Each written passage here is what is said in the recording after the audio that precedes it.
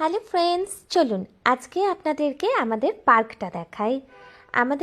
আমাদের এখানে প্রত্যেকটা ব্লকেই একটা করে মোটামুটি বড় পার্ক থাকে। যেমন আমার ব্লকের এই পার্কটা আছে।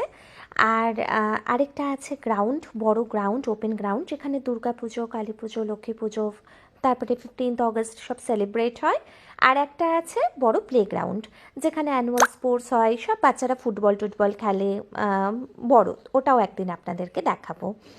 আর এই পার্কে আমার মেয়ে তো ছোটোর থেকেই এখানে খেলছেন, তাই এদিক ওদিক উনি নিজের মতো ঘুরে বেড়ান। এই পার্কটা আসলে 3টে ভাগ আছে। এটা ফার্স্ট ভাগে উনি খেলছেন, এরপরে সেকেন্ড ভাগটা যেটা থাকে সেখানে ফাউন্টেন আছে।